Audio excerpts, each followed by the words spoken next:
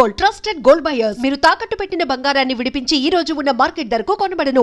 అంటే even producers కూడా అలాంటి అంటే సక్సెస్సే ఇదిగా తీసుకుంటారు కదా, అలా అంటే మామూలుగా ఇప్పుడున్నారు పోనీ హీరో అవ్వచ్చు, ప్రొడ్యూసర్ ఎనీబడి ఎవరైనా కావచ్చు, వాళ్ళు ఇప్పుడు వాళ్ళతో సక్సెస్ అంత గతంలో చాలా సక్సెస్ తీసిన డైరెక్టర్ని పక్కన పెట్టేసి ఇప్పుడు ఎవరైతే మార్కెట్లో ఉన్నారో వాళ్ళని తీసుకుంటారు. వాళ్ళు మంచి సినిమాలు కూడా ఇవ్వచ్చు కదా, అది ఎందుకు జరగదు? అంటే అది బిజినెస్ అండి. ఇప్పుడు ప్రొడ్యూసర్స్ అనేది మీరు ఒక విధంగా చెప్పాలంటే రేపొద్దున నేను ఒక 2 ఫ్లాప్లు ఇచ్చాను అనుకోండి, మీరు ఇందాకన్నా స్టార్ తీసేస్తారు మీరే. ఓపెన్గా మాట్లాడుకుందాం, ఆ స్టార్ వెళ్ళిపోద్ది నా పక్క నుంచి. మళ్ళీ ఒక హిట్ ఇచ్చాను అనుకోండి, మళ్ళీ స్టార్ యాడ్ అవుతుంది.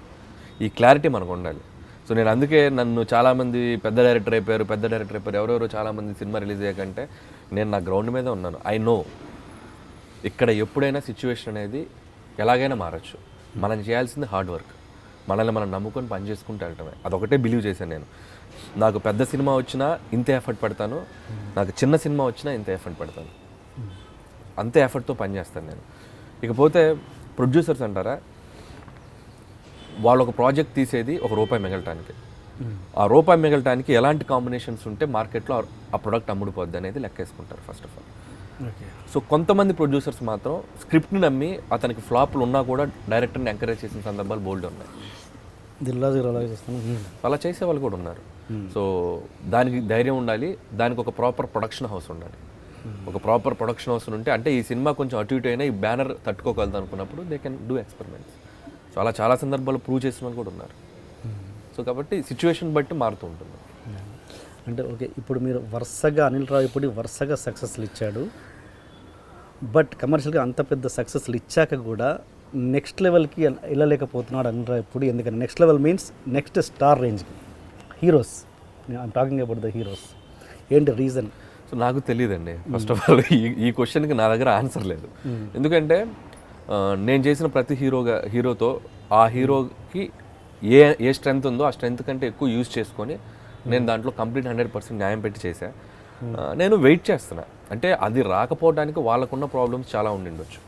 ఇప్పుడు ఎలా ఉంటుందంటే ఇప్పుడు పెద్ద హీరోలతో సినిమా అంటే మార్కెట్ వైజ్ చాలా ఎక్కువ పెరిగిపోయింది. ఒక 70-80 కోట్లు, 100 కోట్లు, 120 కోట్లు, 130 కోట్లకి వెళ్ళిపోయింది. సో అలాంటి హీరోస్కి నేను నా ఫస్ట్ సినిమా ఏదో 20 crores, సుప్రీం 25 crores, రాజా దగ్గర 32-33 crores, ఇలా స్టెప్ బై స్టెప్ ఎదుగుతూ వస్తున్నాను నేను. అలాగే నాకంటే ముందు సీనియర్ డైరెక్టర్స్ చాలామంది ఆ హీరోలతో ఎంగేజ్ అయి ఉన్నారు. చాలామంది ఆ బిగ్ లీగ్ ఆడుతున్నారు, చాలామంది ఆడుతున్నారు. త్రివిక్రమ్ గారు కానీ, కొరటాల శివ గారు కానీ, బోయపాటి గారు కానివ్వండి, ఇట్లా చాలామంది డైరెక్టర్స్ ఆ బిగ్ లీగ్లో ఉన్నారు. సో మేము ఆ బిగ్ లీగ్కి వెళ్ళాలంటే మనకు దాన్ని ఏమంటారు, అది రావాలి మన దగ్గరకు వచ్చినప్పుడు ఎప్పుడో తగులుద్ది మనకి. వెయిట్ చేస్తూ వెళ్తామే, దానికి మనం ఎందుకు అనేదాన్ని అనలైజేషన్ లేదు, ఎప్పుడైనా రావచ్చు. But we need to maintain success track. నేను అదే బిలీవ్ చేశా. ఒక సినిమా హిట్, రెండో సినిమా హిట్, మూడో సినిమా హిట్ చేసుకుంటూ వెళ్దాం, ఎక్కడో చోట హుక్ అవ్వదా. సో అదే బిలీవ్ చేశాను నేను. సో దానికి నాకేం కంప్లైంట్స్ లేవు. But I'm waiting. నాకు ఒకటి దొరికితే నేను ఏదైనా ప్రూవ్ చేసుకోవచ్చు, నాకు కూడా ఆ పెద్ద హీరోతో సినిమా చేస్తే నన్ను నేను ఇంకొంచెం ఎలివేట్ చేసుకోవచ్చు అనే కోరిక ఉంది. బట్ హోప్ సో అది త్వరగా రావాలని అనుకుంటున్నాను నేను, వస్తే బాగుంది. ఓకే, నాకు అనిపించేది ఆ మధ్య ఎప్పుడంటే పవన్ కళ్యాణ్ గారు వరుసగా ఆయన నాకు తెలిసి రజనీకాంత్ తర్వాత తెలుగులో అంత ఫాలోయింగ్ ఉన్న తెలుగులో ఉన్న వ్యక్తి ఆ మధ్య అన్ని పిచ్చి పిచ్చి సినిమాలు చేసేవాళ్ళు. అలాంటి టైంలో అభిమానులు అంత నిరాశపడుతున్న టైంలో గబ్బర్ సింగ్ అనే సినిమాతోటి అసలు అభిమాని ఎలా చూడాలనుకుంటారో అలా చూపించాడు ఎవరు, హరీష్ శంకర్. ఆ తర్వాత మళ్ళీ నాకు అనిపించింది హరీష్ శంకర్ తర్వాత మళ్ళీ పవన్ కళ్యాణ్ని అలా చూపించే వ్యక్తి అనిల్ రావిపూడి అని నాకు అనిపించింది. అంత మాస్ ఎలిమెంట్స్, అంత కమర్షియల్ ఎలిమెంట్స్ తోటి తీసే పర్సన్ తను అని అనిపించింది. మరి ఎప్పుడైనా అప్రోచ్ అయ్యారా పవన్ కళ్యాణ్ని? కానీ రామ్ ఆల్సో, రామ్ కూడా పర్ఫెక్ట్ సూట్ అవుతారని అతని బాడీ లాంగ్వేజ్కి. ఎప్పుడైనా ట్రై చేశారా వాళ్ళిద్దరిని? పవన్ కళ్యాణ్ గారిని అంటే నేను ఎప్పుడు డైరెక్ట్గా కలవలేదండి. ఎప్పుడు కూడా అవకాశం దొరకలేదు నాకు. నిజంగా మీరు అన్నట్టు ఆ ఆపర్చునిటీ వస్తే మాత్రం I can prove something magic అయితే చేయడానికి నేను రెడీ. ఆపర్చునిటీ నాకు వస్తే మాత్రం. రామ్ అంటే మీరు అనేది మన రామ్, నేను రామ్ చరణ్ ఏదో అనుకుంటాను. Ram is very close to me. Kandireega cinema దగ్గర నుంచి తనతో ట్రావెల్ ఉంది. వెరీ గుడ్ ఫ్రెండ్ నాకు. సో తనతో రాజా ది గ్రేట్ సినిమా చేయాలి యాక్చువల్గా, మేము ఇద్దరం కలిసి.